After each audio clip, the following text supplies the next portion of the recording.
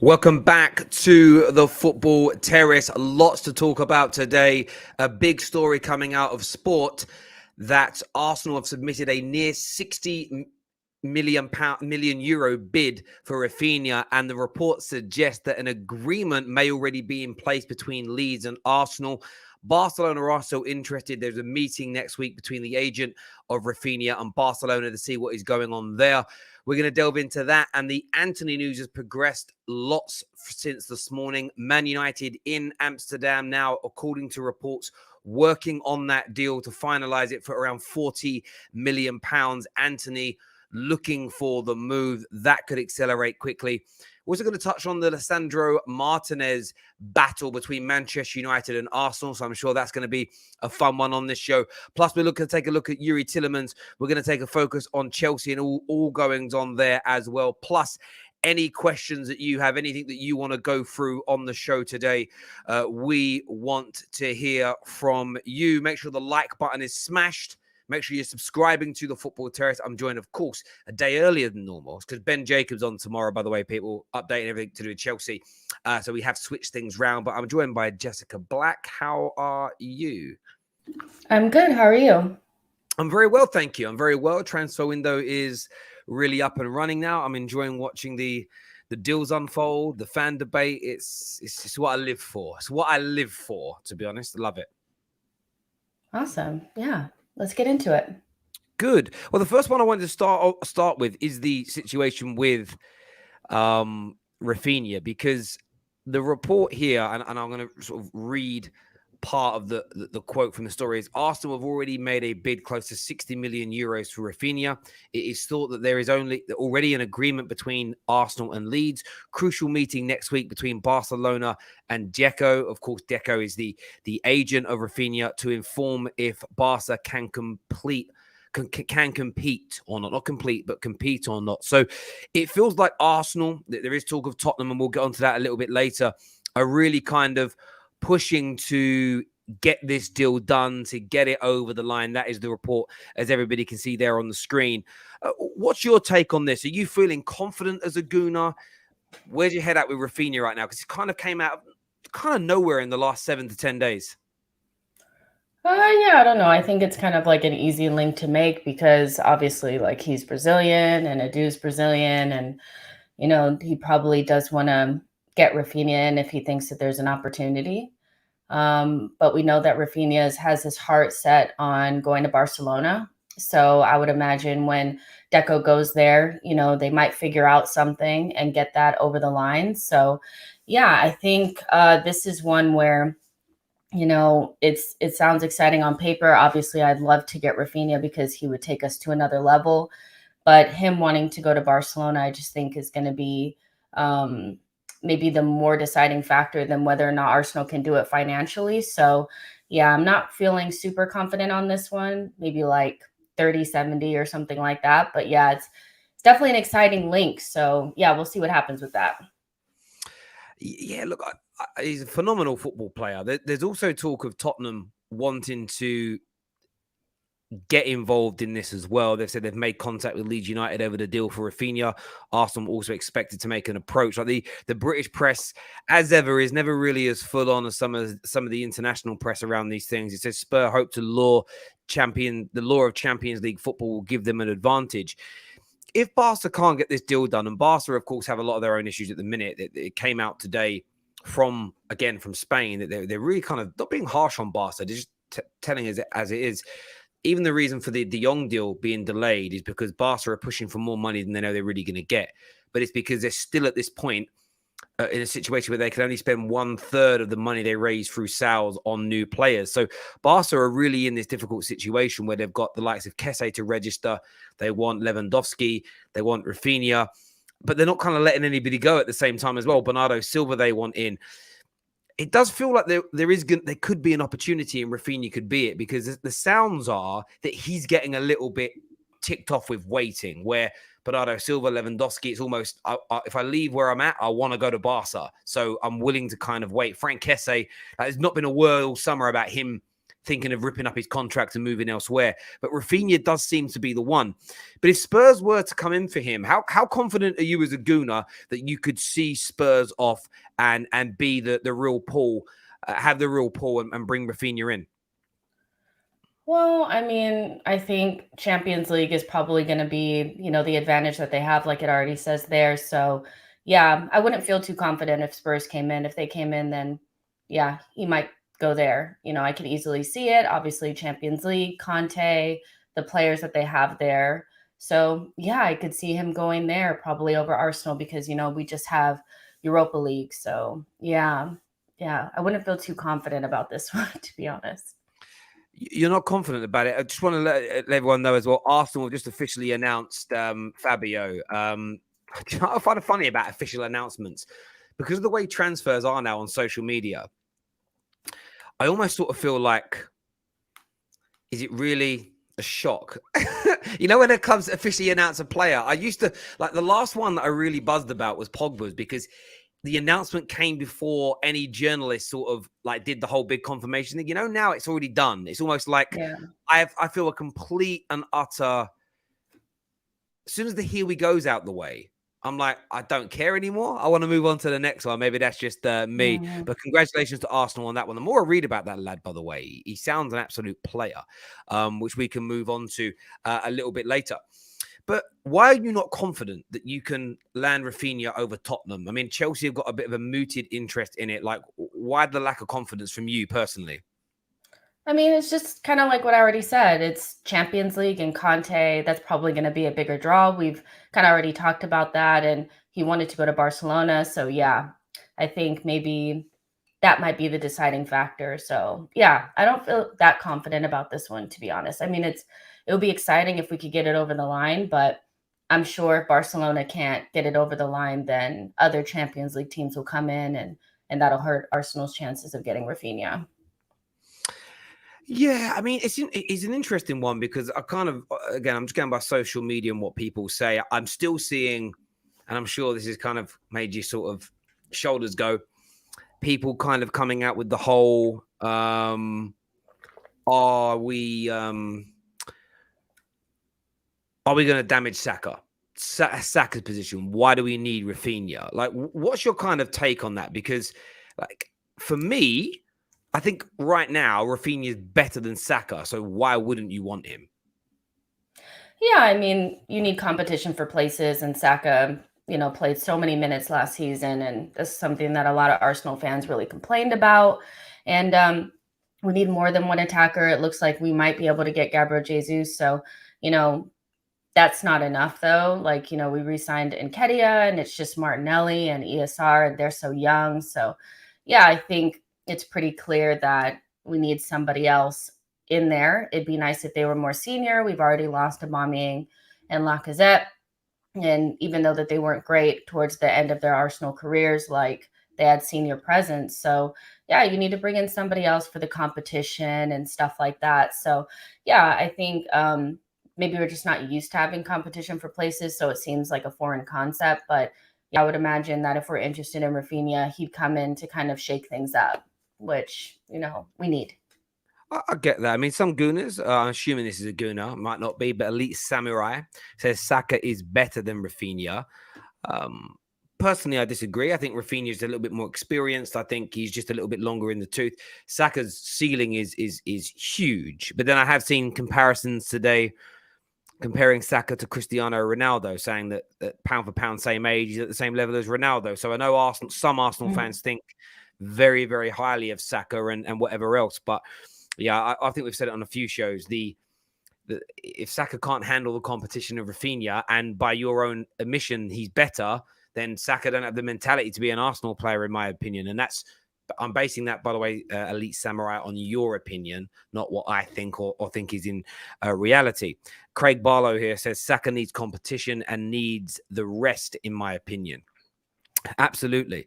A few people are asking, where is the official announcement about Fabio? I'm just going by what man's been writing in the comments section. I didn't go and check it myself because, as I said, it's not really something I'm interested in because we already know he's an Arsenal player. Like, it's done. It's one of them ones. I was love how people like announce it. I'm like, it's announced. Do you know what I mean? It's there. Raphinha is better than Saka. Far way better is what Henry thinks and feels there. Raphinha is better than Saka, in my opinion. A few people saying that we can cash in on Saka. I mean, what? You wouldn't want to cash in on Saka, would you? No, I mean, I don't think we need to cash in on him now. The whole point is to have 22 players, 22 outfield players. Why would you sell him now? It doesn't make sense. So I don't think we need to cash in on him. You know, the point is to have a couple of good players, not just get rid of one and bring another one in. So yeah, no, I don't get the whole cashing in. I mean, if somebody came in and offered silly money, 150 million pound or something, maybe. But there we go. yeah. Comment here says, Lowy's absolutely amazing, but people need to chill with the comparisons. Let the lad grow and be his own player. Too early for all that nonsensical comparisons. I don't think it's so much a worry about I get your point there, Prime. I think for me, it's more some gooners like give it. And then when things go the opposite way and they get stick because they give it, you know, everybody comes out and goes, oh, leave them alone. Stop bullying them. Stop being horrible. Well, if you live in a glass house, which essentially all football fans do, we all live in glass houses and we throw stones, windows get broke. And you know what I mean? It's when you tweet, and I would say when 70% of your tweets are digs at Man United, digs at Chelsea, digs at Tottenham, of course, those fan bases come for you and it goes wrong for you. It's just kind of natural. And it's more like prepare yourself, because if Saka doesn't end up scoring over 800 odd goals, people are going to come for him. And I'm joking. Like, it is what it is. I agree, Terry. I agree with you. Thank you very much, Prime. Nick Pope, done deal. Oh, where's Nick Pope gone? I don't know. I'm not keeping my eye on it. What's the chances of Sterling to Chelsea? I don't know about you, Jay. I think they're quite high. I mean, they keep getting linked with him. It's one of those transfers that keeps being discussed, but we're going to kind of get onto Chelsea a little bit later. It's a bit of a mess right now. It feels like Petr Cech could go as well soon, and the board could be moving out quicker than they wanted to. Are they prepped and now prepared for this summer because of that? You know, these are the questions that I would be asking as a Chelsea fan, not panicking, but simply asking and putting out there. Raphinha here, it says here, Raphinha is a fantastic player, but if Arsenal have 60 million euros, they should chase Gnabry, who may be available since Mane is going to Bayern. As Gunners keep speaking about Gnabry, but there aren't any real links, are there? No, and let's be real, he probably wouldn't come to Arsenal right now. Like, he's in his prime. He's most likely going to be looking for Champions League, very high wages. So I think we just kind of made that one up. So I don't really see it being a Gnabry situation right now. So yeah, it's not really realistic. I hear you on that. Martins here says you can plug and play if you have a squad with good depth. Seems like Arsenal are aiming for that in this transfer window. You are. You seem to be moving with real speed this summer to try and get deals done. And I kind of understand why with Raphinha, because if Barca suddenly get their money sorted out in a week and you had the chance to close it this week, you know, you'd want that done. But are you kind of still happy? I know we spoke about a week ago when Fabio came in and that was done. Are you kind of happy with the sort of direction your window's going in still?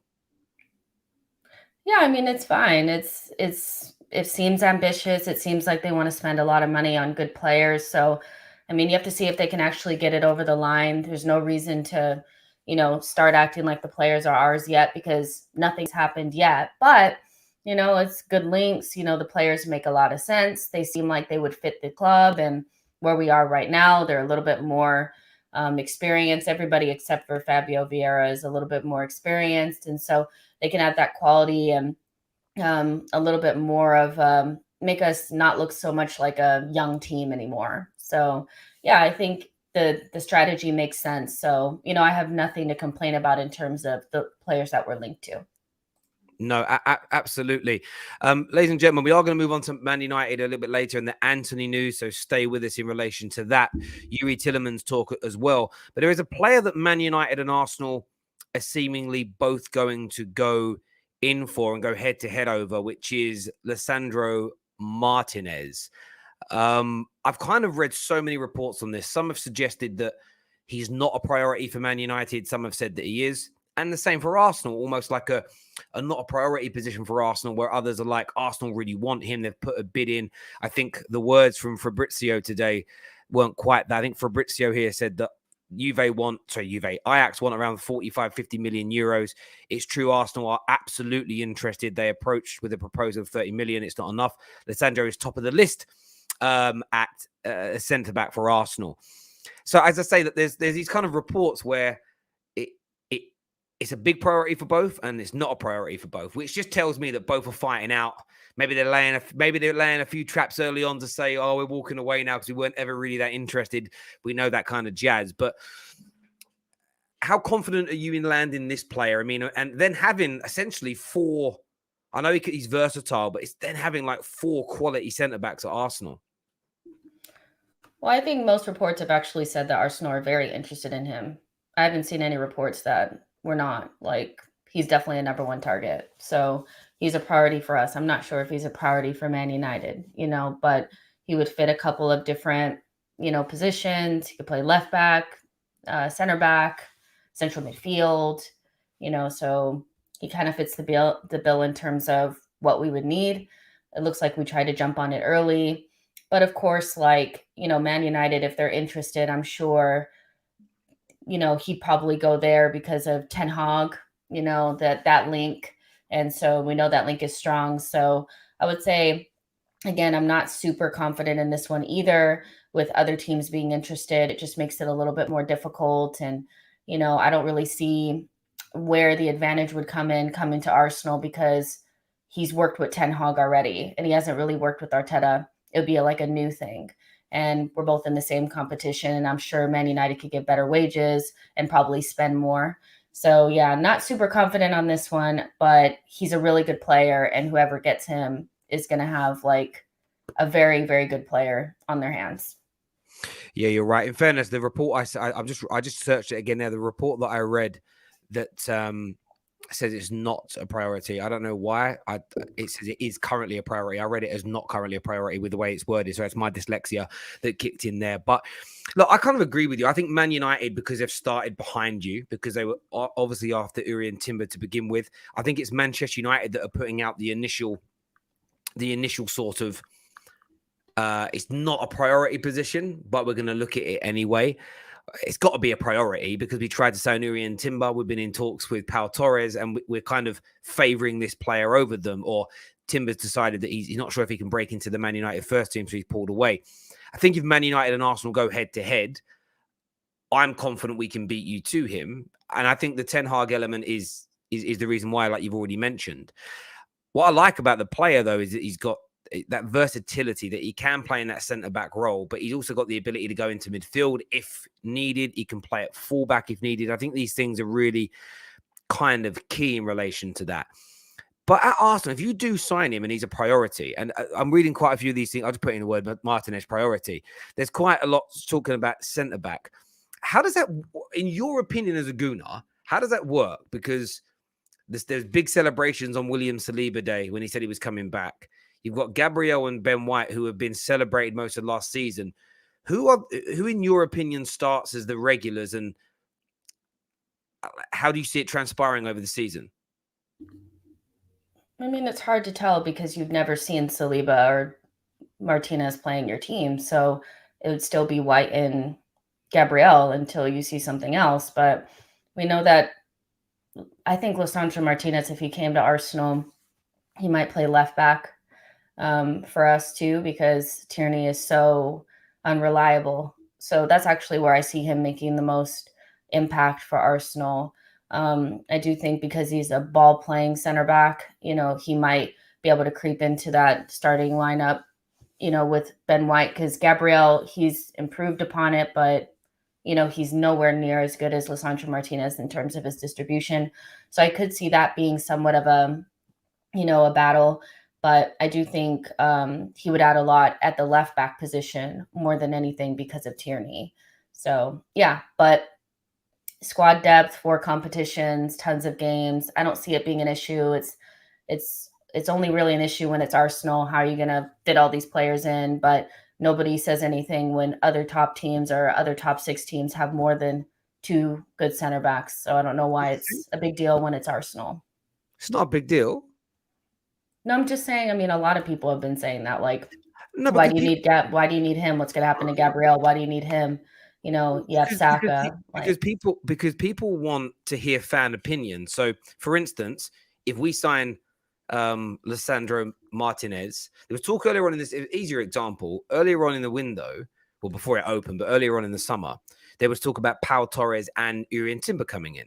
So the talk was, well, who then kind of moves out? Now, everybody wants Maguire to drop out of the team as an example, but instantly Timber's pulled away from Man United because clearly he's been given signals from Manchester United that Harry Maguire is going to stay in the first team. So, or be given an opportunity in the first team. I think what fans want is, viewers want anyway, is for fans to go, well, and I'll give you an example.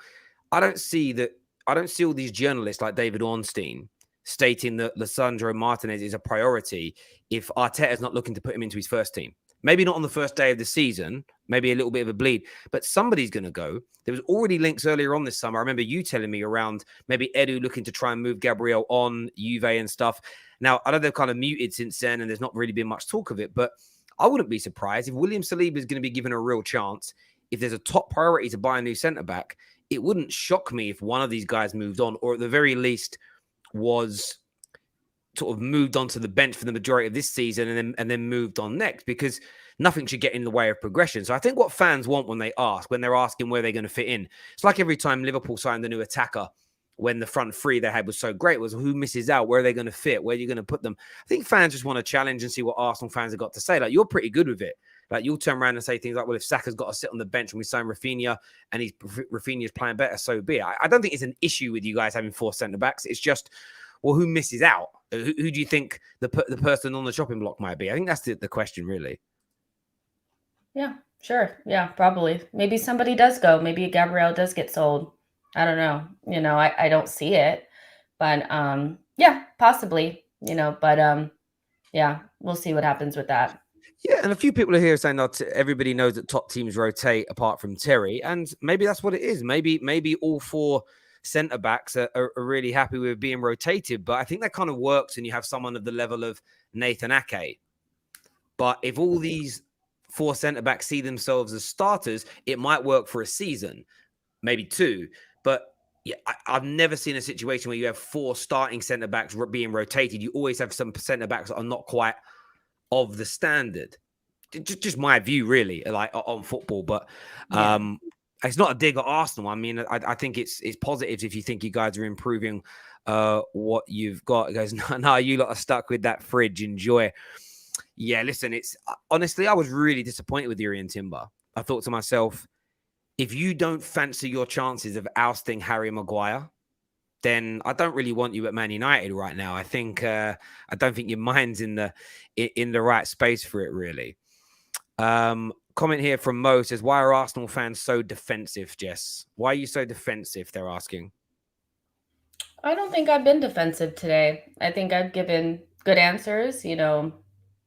I don't know. Haven't been defensive today. I just said that, like, it's not out of the realm of possibility that we have 4 good center backs, you know, especially if Tierney's always injured. He could easily play left back as well. I don't think that's defensive, especially when I've pretty much said that I'm not confident we're going to get any of our targets. Like, anything can happen. You know, I think I've been pretty open today. Yeah, I'm just putting the question out there. Why? Timber rejected Man United. He did. He said that he didn't want to come because he wasn't going to be in the first team. It's not the sort of L that worries me. It's like he didn't want to be a backup player, so he said no because he wants to go to the World Cup. Cool. Like I'm not gonna. I don't. It's one of those weird ones. It's called a rejection, but I don't feel it's like being rejected.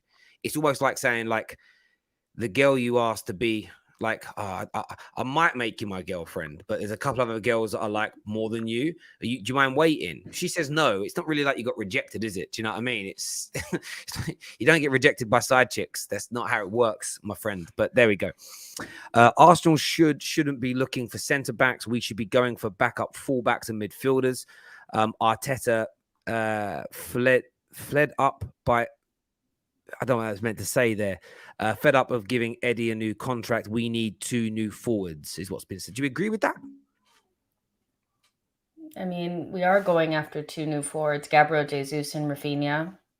So, and again, Lisandro Martinez, he plays left back, so that would be backup for Tierney. So I do think that people kind of say things and then they just say it because that's what they want to say. Like, if you've looked at Lisandro Martinez, you know why we're going after him. He can actually back up 3 positions that we need backup in. So, yeah, I agree we need those things, but I don't actually think the players that we're linked to and the ones that we're going after don't actually fit those categories. They fit it to a T, actually. So, yeah, not sure that's actually, I get we need those things, but the links would say that we are trying to address those things. Yeah, I think Arsenal are, to be fair. I think I've said it for a number on a number of shows. I mean, I've been absolutely cooked for it by rivals about how can you praise Arsenal? They've signed one player. I think the way Arsenal are going about their business is excellent. Again, it's one of those things around getting these targets. I think in England you're leading the race for Raphinha. I know Chelsea. A few people in here are saying, Terry, Chelsea are linked as well. Chelsea are linked, but there hasn't been any credible report yet of Chelsea that I've seen. I might have missed them. There's loads of reports out there that Chelsea have sat down with Raphinha's agent or spoke to him, that they've made any offers to Leeds, where Spurs and Arsenal seem further along that process. But I think that's because Chelsea, there's 2 things going on with Chelsea, and it kind of segues nicely into them, is you get the sense that Ousmane Dembele is the key target for Thomas Tuchel on that right-hand side, firstly. So Raphinha would be almost a backup to that. You've got the Raheem Sterling situation, but the fact that they're essentially about to lose their board. Marina's going to go. I read some stuff today that Petr Cech might follow suit. Like, it's really bad timing for them as a club, isn't it? To have all this happening when you need those people focusing on the transfers to get the squad ready for the start of the new season. Yeah, I mean, I think Chelsea will be fine though. Like, they have a good ownership group. I know people don't know anything about Bowley, but they're as successful as American owners can be.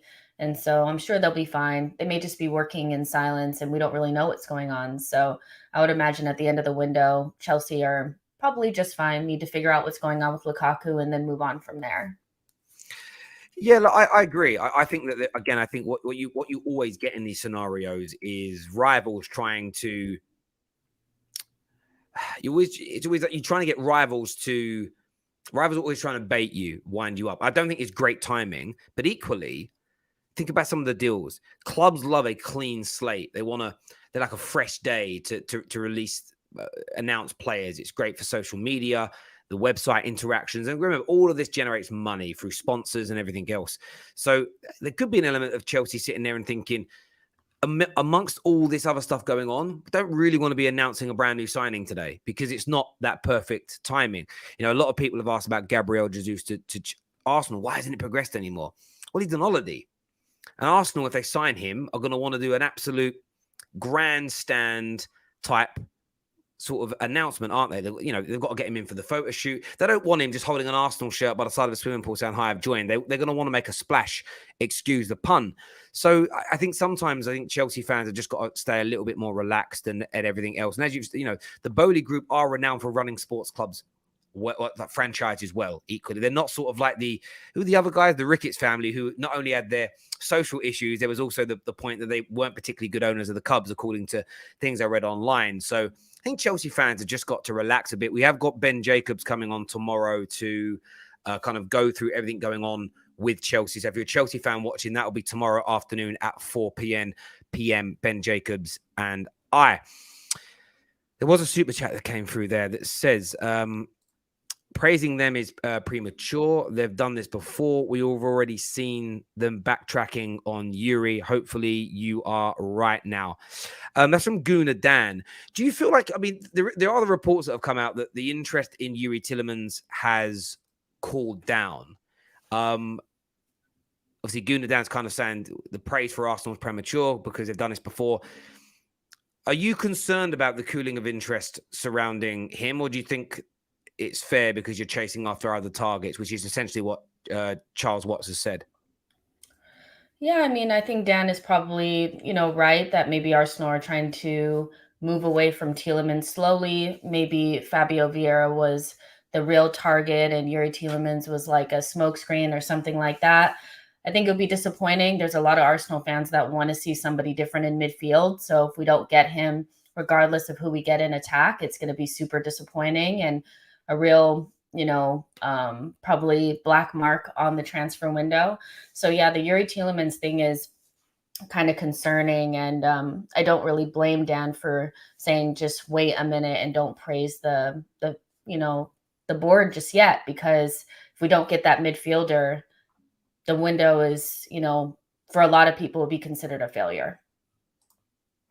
How about yourself though? I mean, if you don't end up with Tielemans, I mean, the reason I say that is because you're not that confident on Lisandro Martinez and Raphinha. So if you don't end up with those two, and you've called on Yuri, like you're delaying it to near the end of the window, like what's the timing got to look like for you surrounding spending time chasing these other targets and going back in for Yuri Tielemans or another midfielder? Like, how would you like to see Arsenal approach that? I mean, I don't know. Like, I would just like people in before preseason starts. I mean, I think that's what everybody kind of wants. So that will give you like another week or so to actually chase these other targets and then maybe turn back to Yuri Tielemans. I'm not sure, but yeah, I mean, Gabriel Jesus and Vieira is not enough. So if that's what they ended up with after chasing after Raphinha and Lisandro Martinez, then that would be really disappointing. And we've seen it happen before with Edu. He's chased Vlahovic and didn't get him, chased Locatelli and didn't get him. So we know he does this all the time. So it would be nice for them to just kind of stay on track and get the midfielder in quicker. But it looks like they're going in a different direction. So hopefully it works out. Yeah, I get that. Brian here says whoever is not going after Tielemans is ridiculous. The guy is stellar for a subpar Foxes team. I think that Yuri Tielemans, I get what Charles Watts is saying, that they're going to focus on other targets. I mean, that has been exaggerated again by some Arsenal fans to a point today where they told me that not only are they focused on other targets, but they're relaxed about Yuri Tielemans because nobody, this was the word they use, and it still to this moment kind of boggles me that this is the logic. But maybe the viewers, I'd love your take on this logic. Maybe you think this is right. That Arsenal were relaxed on Yuri Tielemans because nobody else is in for him, meaning if they spend the next 4 weeks chasing Raphinha and don't get him, Yuri Tielemans will still be available, and we'll just go back for him and buy him later on down the line, rather than like closing the deal off now. I don't know, something that as a process does not make sense in terms of, okay, we're actually going to call our interest in Yuri Tielemans and go for Raphinha. It's not the same position, but we think Raphinha can offer us something that improves the team more. I get that. But it's this weird notion of it's all in hand. No one else is going to come in for Yuri Tielemans. We'll come back later. He'll still be there. And I'm like, I don't know. The old adage of a bird in the hand is worth two in the bush just stands out in my mind right now. If Man United like, listen, we think we've got Frankie de Jong, but we're going to drop it and go after two other targets and come back later, I'd shit myself, because who knows what happens in the transfer market. A team, everyone expected Real Madrid to sign Mbappe. It didn't happen, and that's had a knock-on effect right across the transfer market. And I think that, I don't know, it just feels a little bit off-key for me as an excuse, as it were. But yeah, that's just my kind of take on it. I mean, do you think that's the right thing to do, though, to not improve that Xhaka position? Because I think that's what I've seen a lot from people of, I don't really want Raphinha. I prefer a Xhaka replacement in midfield. Like, where do you kind of stand on that debate? Or do you think actually, if you make that attack so potent and strong with a player like Raphinha, that you'll improve exponentially anyway? Yeah, I mean, I think you have to do the Xhaka replacement. It's the most important thing. If Xhaka's starting games for Arsenal next season, then it's definitely going to be looked at as a failure. So I do think you have to go after Yuri Tielemans over what you're trying to do in attack. I think it's like a no-brainer. So especially at the price. So yeah, I think it maybe is a bad idea, to wait on Yuri Tielemans, and we may miss out on him, and that would be terrible because he was a number one target, apparently a priority. Well, this is the thing. I'm intrigued by this because the priority, like people say, like Lisandro Martinez, priority. if you just put in the words Tielemans and priority into Twitter, you see a lot of the tier ones, a lot of the Arsenal journalists speak about Tielemans being a priority. And I think the thing that frustrates me about football fans in this regard is how they just drink the Kool-Aid. It's like, well, a prominent journalist has now said we're calling our interest, therefore Arsenal must know what they're doing. But like literally a week ago, Tielemans was a priority. Now he isn't. That means one of two things. It either means a smokescreen and you're doing it for negotiation reasons, which would be fair. But at least the fans aren't saying that. The fans are like, no, it means, the Raphinha deal is better for us. It's almost like, but a week ago, none of you were saying that. So you can't believe it. Like, because the articles aren't breaking down the intricate decision-making and why Arsenal think not buying a midfielder and bringing in a right-sided inside forward is going to improve the team more than a guy that was called a priority signing for 12 months.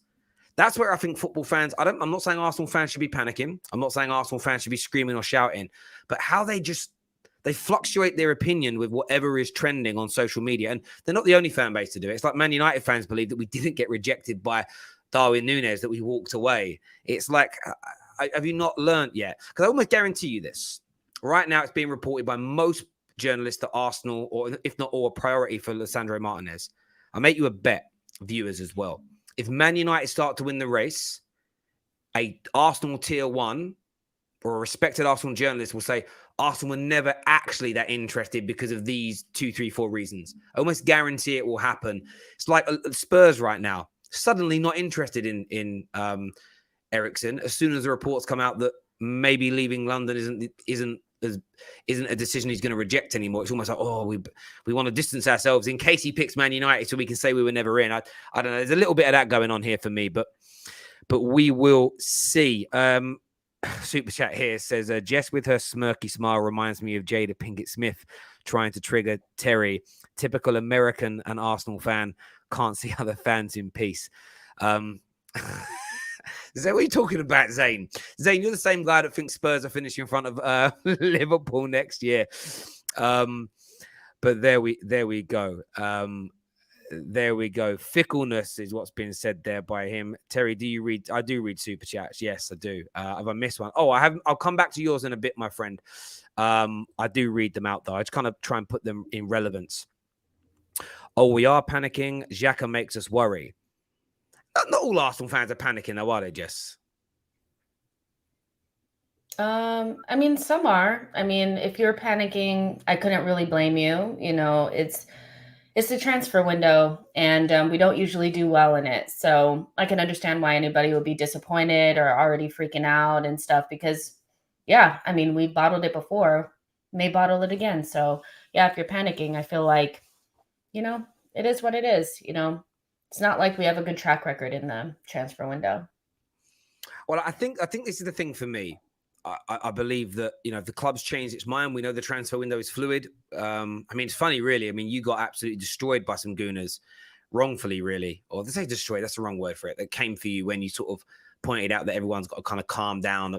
What is it you actually said about the transfer window? And they were like... Oh, I don't remember. You don't remember what you said? Well, I don't know what you're referring to. So I say a lot of things. So. No, you tweeted something about we had one good window last summer, but most of you didn't think it was a good window. And now you're saying we should completely trust the way we're run. Oh, yeah, yeah. Along those lines there. And I kind of look at it this way again, that you might change direction. You might land Martinez, get in Raphinha and be amazing next season. Fabio's enough. Xhaka does his bits and, Party, everybody does brilliantly and no one will kind of notice. It's just if it goes the other way and Barca get Raphinha, United get Martinez, and then by the time you go back to Erik Tielemans, he signed for Tottenham. I don't think he will. I'm just using Tottenham as an example, or he signed for Chelsea or somebody else. It's almost going to be a case of why again. The bit that I'm most intrigued if that happens is I can't wait to see certain gooners, the TPFs, spin it into a positive. That's who I'll be looking forward to the most. I'll be sitting there, get my popcorn ready to read their tweets because their tweets are entertaining. They always twist it into a positive, no matter what goes on. But there we go. That's just my take. What's it say here? Xhaka. Okay, that's nothing to do with this. Only people in mad homes think Arsenal will be back. Oh, okay, right. Well, sorry, I didn't realize what you meant there. That clock ticking. Oh, the clock ain't ticking yet. There's a long, long time to go. Let's give a bit of an update to everyone who's new to tuning in. Please hit the like and the share button. It is reported this afternoon that Arsenal have already made a €60 million bid for Raphinha. It is thought that there is already an agreement between Arsenal and Leeds in place. According to this report, it is simply suggesting that Raphinha is waiting for his agent, Deco, to meet with Barcelona, which is his preferred destination, by the way, to see whether they can compete for him or not. Of course, they've got financial restrictions still at the moment and can't essentially register the players. I want to ask you a question about that, thinking about it. Are Arsenal desperate for signing a player that isn't 100% committed to joining them? The same as Man United are desperate for trying to sign Frankie de Jong. I mean, I guess. I never had an issue with you guys going after de Jong. I'm just messing around. It's just a joke. I didn't know if you guys. I didn't know if you were talking about me. I was like, I don't have an issue with it. No, I'm just saying in general. It was a bit of a joke, a bit of a pop at the people that were like, "You should only sign players who only want to join your football club." It's like Arsenal fans saying it to me. It's like, well, you guys are chasing Raphinha, whose agent's chatting to everyone. But there we go. There we go. There we go. That's the news on that. It is reported that Spurs may be making an offer for him as well. They think their Champions League law could give them an advantage. And we've also spoken about Lisandro Martinez, Manchester United and Arsenal looking to go toe to toe. We've also given an update on the Erik Tielemans situation. According to Charles Watts, the interest from Arsenal has now cooled. They could move back for him later on in the window, but they are prioritizing the Raphinhas and the Lisandro Martinezes. Now, Manchester United, we already spoke about them briefly going in for Lisandro Martinez. Antony was a rumor that everyone kind of woke up to this morning. The Sun were kind of pushing this notion that United were looking, it could be the first signing for Erik Ten Hag. More and more outlets this afternoon said that United have got hope that they'll get this deal done soon in the region of £40 million. A big Dutch journalistic group have come out, and I want to read what they've actually said here. They said that they're very, very hopeful that this deal can be done, that Antony is happy at Ajax, but would very much welcome a move to Manchester United and understand it's a very big leap forward in his career. Manchester United see him as a priority signing after missing out on Darwin Núñez. Your palette for European football is better than mine. You watch more of it than me. How good a signing do you think Antony could be for Manchester United? And do you get the feeling that they could get this deal done and over the line? Yeah, it'll probably get done. It looks like it's going to get done. Ajax, Ten Hag, the link, it's there. And it looks like it's going to get done. Very good player for Brazil and for Ajax.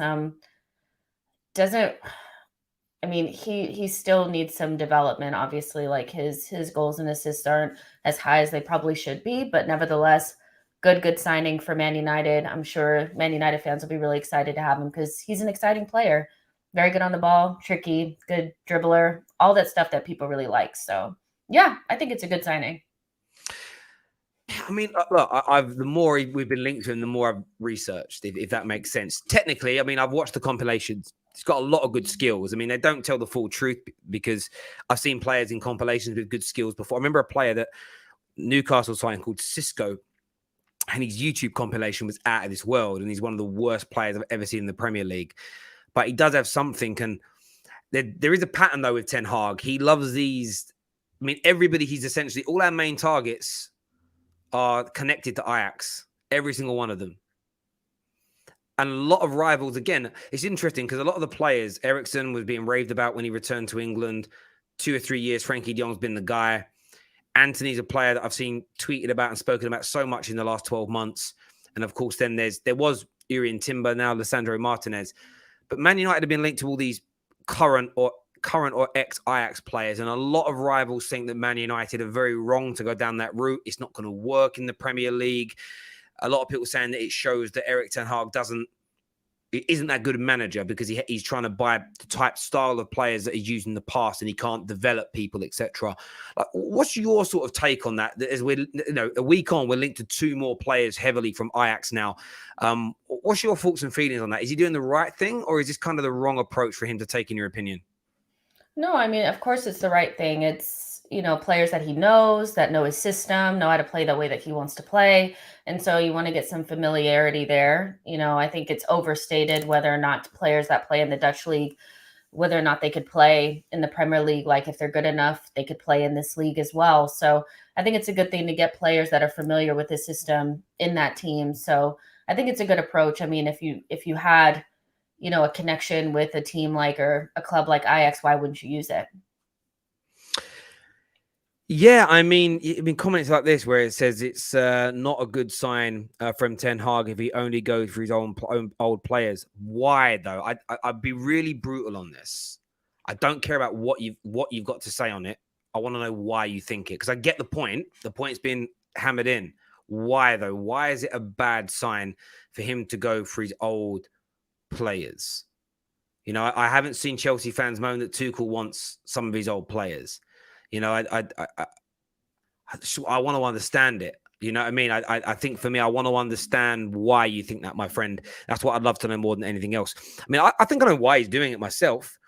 Man United are not. He isn't taking over a team that's in a good position. He's taking over a team that's absolutely devoid of confidence. That there's been player power problems. He needs 3 or 4 people around him that are absolutely bought in to how he's going to do things. And if you bring in 4, 5 new players, there already will be a handful of Man United players, probably quite a lot, that from day one are going to work hard. But if the new guys come in and they're busting the gut, they understand the style, they understand everything that's going on. Of course, Donny's already going to be there as well. You suddenly have this group of people that are already on side with you. And I think it's a much quicker way of integrating your thoughts and your feelings. And I see Jurgen Klopp used quite a bit as Klopp didn't do it. But Klopp took over a team that only a year earlier nearly won the league. He took over he didn't take over a Liverpool team that was in the doldrums, as it were. So the situation's a little different. Pep Guardiola didn't take over a bad Man City team. They were only the champions, I think, the year earlier. It's a very different scenario to what Manchester United kind of find themselves in, if that made sense. I think if you look at what Mikel Arteta's doing, the way it's been explained to me by Arsenal fans is, and I'm going to really kind of dumb this down, but essentially got rid of the egos and people that didn't want to be there, worked with youngsters that bought into him so he could instill his philosophy, and then he's going to add to it. Would that be a fair summary? That seems about the same. Yeah. So I kind of feel like that's what Ten Hag kind of wants to do, but he hasn't got the time at Man United to do that. Like at Man United, as much as they're talking about the future, if within a season or two he ain't in the top 4, they will probably sack him. That's I think the reality of the situation with the Glazers. They want that money. They want that. They want to be in the Champions League because the sponsors pay more. It helps their share price. So he has to kind of get that balance right. So I totally get the approach personally. Yeah, makes a lot of sense. Afternoon, Terry. Liverpool wanted Basuma last January, but he wanted to go to Arsenal. So Liverpool did not go back in for him. Jess, what do you think Arsenal are missing? Do you think Arsenal are missing out? That's what Grizz Khan said on his channel. Yeah, I mean, probably. Basuma's an amazing player, and we need another midfielder. So, I think Basuma's a really good player. We could have used him as well. So I think in that respect, you can say that we probably are missing out. I mean, he could play for any team in the top 6. So, yeah, and it's a good signing for Spurs. There was a point where he wanted to come to Arsenal. I know people act like that never happened, but it did. We just didn't jump on it. So, yeah. Yeah, look, it's going to be one of those things, isn't it, with not getting Basuma. This is what I love, though, about the fluidity of the transfer window and listening to fans speak. It's why I do what I do. A week ago, it was we don't need Basuma because we're going to get Tielemans, and Tielemans is better. Now you're going for Raphinha on the right wing. So it's almost a case of that's what I love about it. I love listening to fans chat about it because it's confusing for me on a fan opinion level, but clearly, a lot of these gooners also trust what Arteta's doing, etc. Terry, why do fans accept a new manager bringing in his coaching staff, but not accept the manager signing players he has previously coached? Let's be honest here. No one has a problem with him bringing in his previous players. Rivals do, because they're going to banter, and if they can find an angle to slag off Man United's new manager, they're going to do it. This is pretty normal. This is pretty clear and pretty simplistic. And there are certain Man United fans that just like living in negativity. And if they can find and they live in the negativity because the rival fans latch onto it. So you just hear from them. They're very noisy minorities, as in Man United fans. But just let them. I mean, it doesn't bother me. Everyone we're linked to is technically gifted, holds onto the ball well. 2 or 3 of them are brilliant. So yeah, if we bring them in, if we bring in the 4 that have been mentioned over the course of today's show and 1 other player, United will have a very good squad going into next season. And will we win the league? No. Could we make top 4? Absolutely, it's a possibility if the system and everything else along with it works. But yeah, like for me, it's not even a. And it's been brought up by people as a way of slagging off Ten Hag, and Ten Hag's going to be slagged off with everything. Listen, Sir Alex Ferguson is the most accomplished manager in Premier League history. He's still slagged off every day on social media. So, like. Just you got to learn when you support the biggest, the most famous football team in the world, you have to learn to roll with these punches. It's as simple as that. Like you can't pick Man United and expect not to get stick. I like the way you and Jess analyze the transfers. Jess could teach Legal to have a bit more composure and thought when he's getting bantered by other fans. Is what Brian says there. But Gal brings it on himself. Man's tweeting today about Saka and Ronaldo being comparable. It's just, what do you think people are going to do? Like I say, it just is what it is.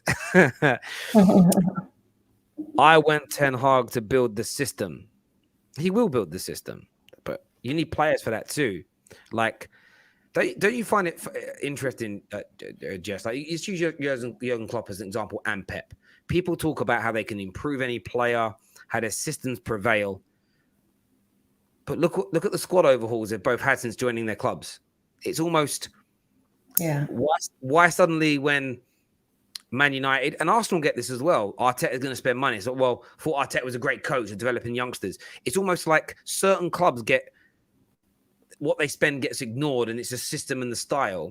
But then Man United need new players to make the system work, and it's why it's a bad coach. Then I don't really get that. Why do you think that is? That people say that is it just a banter thing, or what? Yeah, it's probably just a banter thing. Like, I don't know. It's just until you do it, it's like you've never done anything good before. There's no chance that you could be good. That's just what it is. I think with certain clubs that haven't done well, I think that's just what it is. And Man United fans are just going to have to ride it out. People are not going to believe in Ten Hag and what he's doing until he shows it. And that's just kind of what it is and how it goes, Yeah, I hear you on that. Alienator says Klopp and Pep don't carry players over. Or Klopp, didn't Klopp try to, but Liverpool said no. So Jurgen Klopp tried to do it. As an example, I'm pretty sure there was links when Guardiola first came to Man City, them trying to get Lionel Messi as an example. And it all depends around key players, see. So key players, when he left Barcelona for Bayern Munich, there was no way Barcelona at that stage were ever going to sell anybody. There was no way Xavi and Iniesta were going to be sold, as an example. So it's a little bit harder to kind of do. Equally with Jurgen Klopp, I think what you're missing out on here is that the majority of his stars from his Dortmund team had either already left Dortmund and were unattainable, or a Bayern Munich, who, again, Bayern Munich very rarely sell a player they want to keep. So, again, I don't think the example is comparable, as it were. But we'll see. We'll see. I mean, but again, Klopp not buying his former players doesn't mean Ten Hag's wrong for doing it. And that wasn't the point I was making. The point I was making is that Jurgen Klopp cannot turn average players into league title winners. He has to buy well. My point is, why do some managers get criticized for spending instead of developing players? There has to be a balance between the two things. That's what I'm saying, my friend. But there we go. There we go. I am new to this, so is Raphinha confirmed? So as I'll give you a little bit of a reminder here. So a report coming out today stated that there's an agreement, a done deal between Arsenal and Leeds. Of course, the deal won't progress until the player decides exactly where it is that he wants to go. It is said that a bid close to 60 million euros has been made for Raphinha. It is thought that, as I say, that's going to happen. But Barcelona and Raphinha will be speaking to one another next week. So that's what's been stated, and that's what's going on out there. Erik Ten Hag is buying what is available. His hands are tied with how poor United have been performing. It's kind of true. Admit it, Terry, Ten Hag is just Ollie with more experience. Listen, I mean, if you guys want to think that, think it. You're not going to trigger me on that one. Like, you're just not going to trigger me on that one at all, because it is what it is. Football is dying. The reason why prices and wages and transfers are so much money. A football player should never get more than a doctor.